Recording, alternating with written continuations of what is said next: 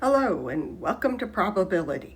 I'm hoping that most of today will be a quick review of things that you already know, but I also want to put everything together and make sure that you really do get to learn the symbols that you'll be responsible for the rest of this unit. So let's just start with an example. In a class of 15 students, 3 study art and 6 study biology, of which 1 also studies art. A student is chosen at random. How many probabilities can you make? Well, it should be easy to see that we have 15 students. You probably know 3 out of 15 are studying art and 6 out of 15 are studying biology. The official definition of probability is the number of members of the event A over the total number of possible outcomes. And we use this little n to say the number of people or whatever in A, and the number in what we call the universe, the total class, or whatever we're talking about. And I'm hoping that you're very familiar with making Venn diagrams. The U here stands for the universe. Set A is in red, set B is in blue. We have 3 people in A, and we notice that 2 are just taking art and 1's taking art and biology. We have 6 in B, 1 that's in the intersection, and 5 that are just taking biology, and that means in the class we have 7 that aren't taking either one. So now let's go through the symbols. The word complement we say is everybody who's not in A, and we write it as A with an apostrophe. It's not complement with an I as being nice. It's to complete the whole universe. So either you're in A or you're not in A. Intersection is this upside down N, and it means somebody who's taking both art and biology. And so we use the word and. Union is people who are in event A or B or both. And it's not the word and, but we use the word or. And remember, it includes both. Finally, we have the symbol for conditional, and that is A with a vertical line B. And it means the event A, given that B has already occurred.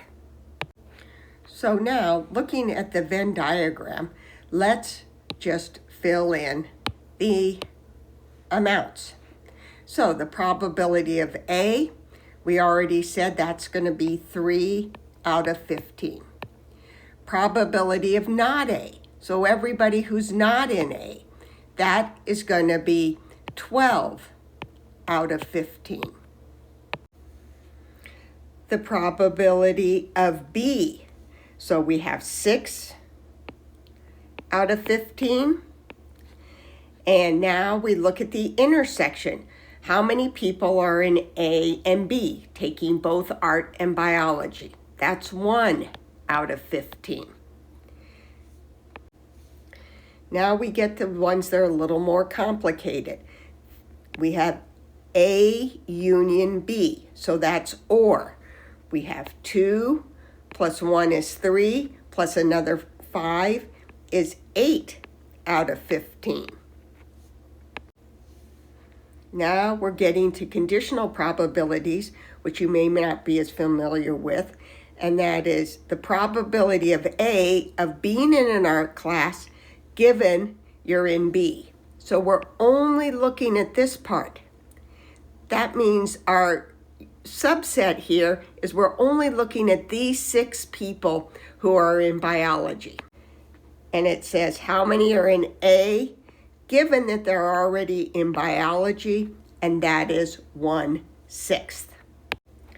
Now we're just going to do a little bit of arithmetic. The probability of A, which is 3/15, plus the probability of B, which is 6/15, is equal to 9/15. We'll see where that comes up a little bit later, but let's just go ahead and do it. the probability of A times B is 3/15 times 6/15, which is equal to 18 over 225. And you actually don't have to simplify. In fact, it's easier to figure out what's going on if you don't. Now, if we have the probability of A, which we said was 3/15, plus the probability of B, which is 6/15, minus the intersection, we end up with 8/15. And many of you know that that is the correct way to figure out what the union is. But we're going to save that for another time.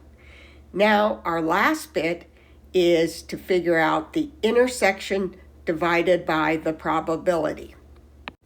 We previously found right here that the intersection is 1 over 15, and the probability of just having B is 6 over 15.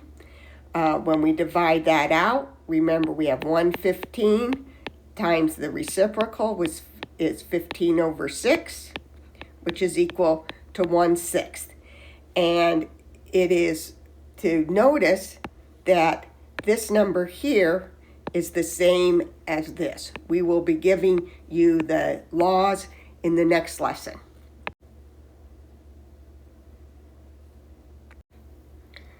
I will now give you an example of some of the work you'll be doing in class. You will have to translate words and make them into a diagram. So let's read what it says. It says the medical records for a class of 30 children show that 24 had previously had the measles, 12 had previously had measles and mumps, and 26 had previously had at least one of the measles or mumps. If one child from the class is selected at random, determine the probability that he or she had, and then we have to figure out what it is. So we know that there's going to be 2 groups of students. So let's start. We know we have 2 groups of students, some who had measles, some who had mumps, and some who had both.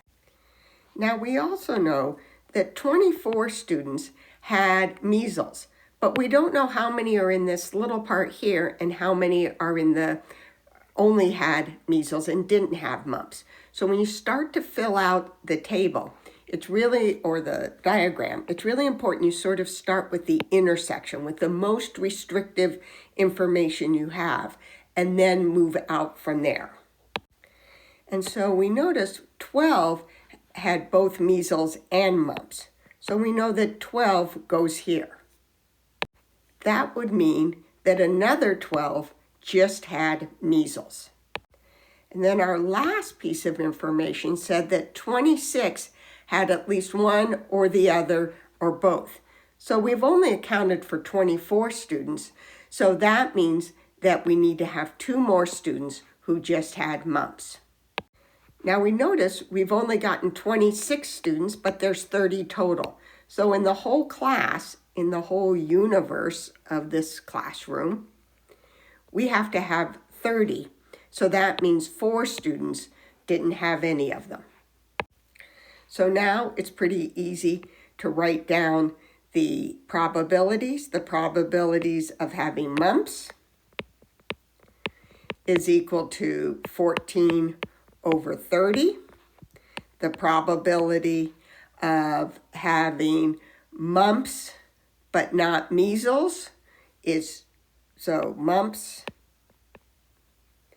and then it's the same as not measles. We'll put that here, is equal to just 2 out of 30. And finally, the probability of not having mumps, so no mumps, no measles, is, as we figured out before, equal to 4 out of 30. I realize that a lot of you come from many different classes. Please just put in the comment section if this is completely new, mostly new, or you forgot most of it, and we will go a little slower, but try the homework problems. And good luck.